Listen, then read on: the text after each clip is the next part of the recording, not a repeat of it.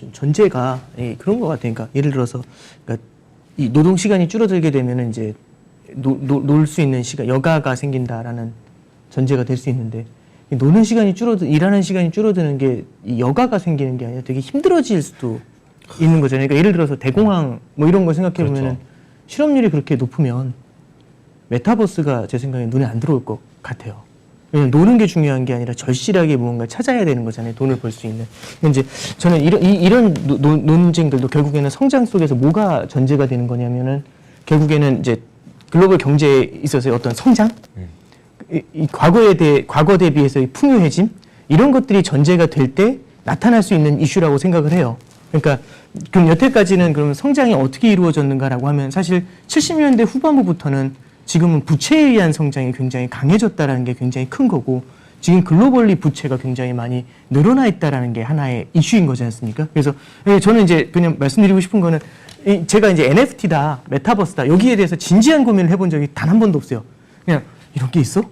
재밌겠네. 이제 이 정도였기 때문에 제가 뭐라고 말씀드리긴 어렵겠지만은 이런 일련의 이슈들이 저는 제가 뭐 어떤 코멘트를 드리기보다는 그런 부채 경제라는 입장에서 한번 성장이 만약 정체됐을 때도 우리가 여가라는 걸 고민할 수 있는가 이런 측면에서도 한번 좀 생각해 볼 필요가 있다라는 점을 하나 말씀드리고 저는 이제 매크로 측면에서 또 이제 따분한 얘기가 이제 시작이 되는 건데 이제 재밌는 얘기 하다가 이제 제가 끼어들면 꼭 이렇게 되는데 저는 이제 그런 말씀 좀 드려보고 싶어요. 저는 이제 항상 이제 15년도하고 18년도에 얘기를 해드리고 싶은 건 결국에는 2015년도하고 18년도의 금융시장의 흐름을 보면은 미국에서 금리 인상을 한다라는 얘기가 나왔고 그때 당시에 유럽 경제가 생각보다 안 좋았어요. 14년도 상반기에는 유럽 재정위기에서 벗어나면서 유럽 경제 돌아설 것 같다. 일본도 아베노믹스가 13년도 시작되면서 이제 14년도 상반기에 좀 돌아설 것 같다 이러면서 테이퍼링 한다고 했는데도 달러가 약세였거든요. 그때 당시에 14년도 상반기 그러다가 14년도 하반기에 무슨 얘기가 나오냐면 유럽 생각보다 안 좋네 뭐 이 얘기 나오고 유럽에서는 22가 이제 양적 완화를 준비하고 있었고요. 그 다음에 14년도 11월에는 이제 일본이 기습으로 2차 양적 완화를 해요. 깜짝 놀랐어요. 그러면서 이제 일본하고 유럽은 돈을 풀고 미국은 금리 인상을 준비하는 이른바 대분기가 나타나게 되죠. 그레이트 다이버전스라는 표현이 그때 되게 많이 나왔었는데 그러면서 그때 당시 이제 했었던 얘기가 뭐냐면 이거 신흥국은 답이 없다. 왜냐하면 달러가 강세인 상황에서 신흥국은 힘든데 그럼 수출이라도 좋아야 되는데 유로하고 엔이 약세니까 수출도 안 된다. 이제 이런 이슈였고 사실은 그때 당시 최후의 보루가 뭐였냐면 중국이 위안화를 절상하면서 잘 버텨줬어요.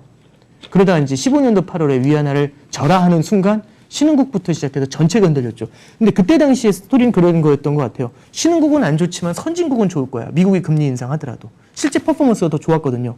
근데 궁극적으로는 신흥국이 다 뒤흔들리니까 미국도 흔들렸고 그래서 이제 옐런도 인터내셔널 디벨롭먼트라는 표현을 쓰면서 금리 인상의 속도를 현저하게 늦춰가기 시작을 해요. 그게 16년도 1월의 스토리였던 것 같습니다. 18년도 스토리도 저는 되게 비슷하게 생각을 해요. 18년도 2월 달에 한번 크게 시장이 맞은 다음에 마찬가지로 페드의 금리 인상 속도에 대한 이슈였고요. 환율에 대한 이슈 두 가지가 이제 작용을 했는데 이후에 미국 증시는요. 4월, 5월 되니까 전고점 벗겼어요.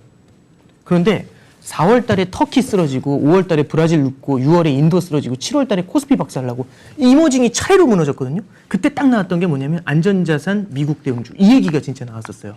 그래서 18년도 9월 말에 뉴욕 증시가 제 기억이 2,900인가로 해서 전고점을 찍어요. 전고점이 아니라 신고점을 찍어요. 그러다가 이제 2018년도 10월 달에 시장이 한번 무너지기 시작을 하거든요. 그게 뭐냐면 미국에서 금리 인상을 할 때 페드는 자국의 입장을 보면 금리를 올려야 되죠. 근데 다른 이머징의 입장을 생각하면 금리를 올릴 수가 없는 거죠. 근데 이제 그때는 과감하게 그래서 2018년도 10월 달에 far from이라는 표현이 나왔던 이유는 그런 데 있었던 것 같아요. 그러면서 이제 금리 인상의 속도가 커진다라고 하니까 그때는 이제 오히려 미국에 있는 기술 대형주가 이제 애플부터 시작해서 흔들리기 시작하더라고요. 이렇게 기억나는 게 18년도 12월에는 정말 저도 놀랐어요. 브라질, 한국이 1900 딱 찍으니까 거기서 안 빠져요. 근데 뉴욕은 흐르더라고요. 참 이게 이례적인 케이스였던 것 같아요. 그때는 저도 아직도 그게 해석이 잘 안 돼요. 솔직히 말씀드리면. 이게 밸류에이션인가 이제 그런 얘기들도 되게 많은데 주식하시는 분들한테 물어보면 이제 그런 기억들이 있습니다. 그러면서 파월이 얘기했던 건 역풍의 이게 컨커런트잖아요. 중국과 유럽을 비롯한 다른 제3세계에서의 역풍이 미국 경제에 영향을 줄 거기 때문에 보험적으로 금리 인하를 한다는 표현을 썼었죠. 근데 이제 이런 이제 일련의 과정을 말씀드렸던 이유는 결국에는 동일한 금리를 올리더라도 성장이 받쳐주면 되는데 이 성장이 균질하지 않다라는 게 저는 이슈라고 생각을 해요. 이 성장이라는 게 미국의 성장과 넌 US의 성장이 다른데 그럼 지금 현재는 시장은 뭘 보냐면 US의 성장을 보고 US의 성장 내에서도 산업이 여러 가지가 있으면 지금 말씀해 주신 것 같은 NFT 산업이라고 모르겠습니다. 제가 이제 IT 산업이라고 한번 해볼게요. 그런 쪽으로 가는 거죠. 그럼 우리가 한번 뭐 워낙에 이제 알고리즘 이런 거 워낙 잘 아시니까 한번 이렇게 말씀드려보는 거죠. 머신러닝을 시켜보는 거죠. 알고리즘으로 이제 트레이닝을 한번 시켜보는 거죠. 그럼 미국이 금리 인상하는 국면에서 제일 잘하는 게 뭐야?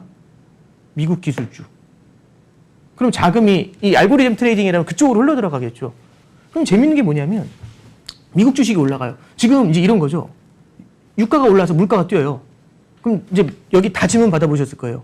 인플레이션 국면에서는 어떤 자산을 갖고 있어야 됩니까? 원유를 좀 갖고 있으면 좋습니다. 그럼 원유를 사요. 그럼 유가가 올라요. 물가가 뛰어요. 그럼 인플레이션을 더 엣지해야 되니까 원유를 더 사요. 유가가 올라요. 물가가 뛰어요. 뭐 더 얘기할 필요가 없지 않습니까? 그러면 과연 인플레이션 국면, 금리가 올라가는 국면에서 과연 차별적으로 갈 수 있는 게 뭡니까? 그럼 계속해서 그 로테이션을 타면서 저는 이제 이런 자산들 쪽으로의 자금 쏠림이라는 것도 있고 이런 자금 쏠림을 보면서 어쩌면 이 테이퍼링이라든지 금리 인상이라든지 그 이면에 있는 대차대조표에 대한 조정이라든지 이런 이슈들이 점점 더 얘네들이 더 멀쩡하게 달려가면서 이게 더 땡겨오는 예, 그런 거지 않습니까? 그러니까 아까 저는 되게 점쟁이가 이제 이 얘기가 되게 와닿는 건 세상은 정해져 있는 게 아니라 나의 액션에 따른 리액션이 나오는 거예요. 동적이죠. 네, 동적이죠. 그러니까 예측이 불가능하다라고 이제 생각을 하는 거고. 그래서 저는 이제 미국과 이 대분기가 나타나는 것도 그런 관점에서 좀 해석을 해보면 어떤가. 그래서 15년과 18년도의 교훈을 한번 좀 우리가 되돌아볼 필요가 있지 않나 네, 그런 생각을 좀 해보겠습니다. 저는 이제 미국의 예를 이제 얘기를 들어주셨으니까 생각을 해보면 이제 성장이 어디서 나왔냐, 미국에 있는 기업들이 어떻게 성장했냐, 파괴적으로 성장했어요. 우리가 흔히 말하는 파괴적 혁신이라고 얘기하잖아요. 그러니까 파괴적 혁신이라는 건 뭐냐면 남의 걸 뺏어오면서 성장했단 말이에요. 그게 자기 자국 내에서뿐만 아니라 전 세계에 있는 모든 애들 걸 다 뺏어오면서 성장을 한 거고. 이제 극단적인 케이스가 이제 아마존하고 아마존 제프 베조스하고 테슬라의 뭐 일론 머스크 이 두 사람이 사실은 가장 많이 파괴하면서 성장한 거예요. 그러니까 일론 머스크는 그러니까 그 제프 베조스는 뭘 했냐면은 우리나라에 있는 상가 중에서 1층 임대 수익률을 낮추면서 성장했어요. 이게 무슨 얘기냐면 이제 저희 박세익 전무님이 얘기해 주신 건데 그러니까 여기 원래 1층은 다 뭐 신발 팔고 옷 팔고 이런 거였는데 그게 다 없어지면서 아마존에서 하니까 이제 없어진 거고. 그러면 테슬라가 지금 테슬라가 지금 하고 있는 이 성장이 만약에 계속된다라고 하면 우리가 지금 주목해야 되는 거는 저도 내년에 되게 중요하게 생각하는 키워드가 파괴적 혁신이잖아요. 파괴적 혁신을 통한 성장이잖아요. 그동안은 혁신에 대해서 주목을 했다면 이제는 파괴를 고민해 봐야 될 것 같아요. 이게 파괴적 혁신이 지속되면 파괴되는 거야. 근데 누가 파괴되냐면 안타깝지만 제대로 준비되지 못한 많은 기업들이 파괴될 가능성이 있고 많은 기업들이 많은 국가들도 힘들어질 가능성이 있어서 저는 이대로 가면은 분명히 누구한테 유리할 거냐 보면은 신흥국한테는 유리하기가 어렵다 이렇게 생각을 하는 거죠. 이게 국면으로 봤을 때도 그런 상황인 것 같습니다. 근데 지금 보니까 미국만 좋은 현상이 이 역대급이더라고요. 역대급 지금도. 근데 앞으로도 이게 바뀌지 않은 것 같다라는 생각이 좀 배경에는 제 생각에는 중국 사이클이 굉장히 중요하다고 생각하는데 그동안 한 뭐 20년 넘게 중국에서 엄청난 이제 수요를 일으키고 엄청난 또 공급을 해왔죠. 어쨌든 이제 우리 같은 경우는 중국의 수요 덕을 굉장히 많이 봤는데 중국이 지금 성장 전략 자체를 근본적으로 바꾸고 있기 때문에 빚을 많이 늘리고 그걸 가지고 이제 뭐 특히 부동산, 건설 투자 이쪽으로 해서 성장률을 이렇게 인위적으로 이렇게 띄우는 뭐 그런 정책에서 이제 벗어날 거라고 그 과정에 분명히 이제 돌입하고 있기 때문에 그렇다면 이제 중국이 전 세계에 특히 이제 그 원자재부터 해가지고 중간재까지 쭉 수요를 창출하던 그런 시기에서는 이제 그런 특수는 벗어날 것이고 그런 특수는 기본적으로 이제 전통적인 산업들이었죠. 대부분.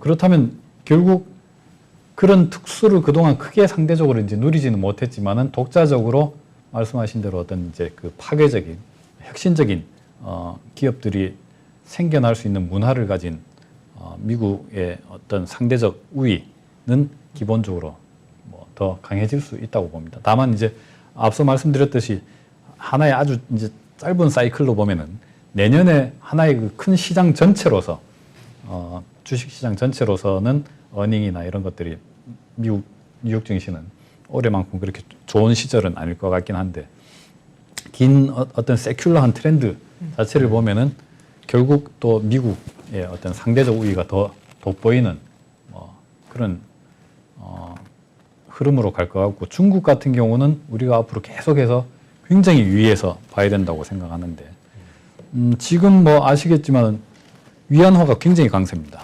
달러가 강세인데 위안화는 달러보다 약간 더 강세입니다. 그래서 위안화 인덱스가 굉장히 높이 올라와 있고 전 세계 물가 압력의 상당 부분은 특히 이제 미국에서 발생하는 상당 부분은 위안화 강세에서 나오고 있습니다. 그래서 중국발 미국향 그러니까 미국의 수입 물가를 보면은 위안화 환율하고 중국발 미국 수입 물가하고 똑같이 움직입니다. 그러니까 이게 관세는 사실 별 영향이 없고 관세가 이제 부과되면 위안화 약세로 그냥 다 상쇄해버리고 관세를 그럼 풀어주면은 중국산 수입 물가가 싸질 거냐? 안 그렇습니다. 위안화가 더 강세가 되기 때문에 또 역시 상쇄가 되는데 위안화는 그럼 앞으로 계속 강세 압력을 받느냐? 저는 뭐 그렇게 봅니다. 왜냐하면은 인위적인 그런 성장을 줄이게 되면은 중국의 소비와 투자가 다 같이 이제 줄어듭니다.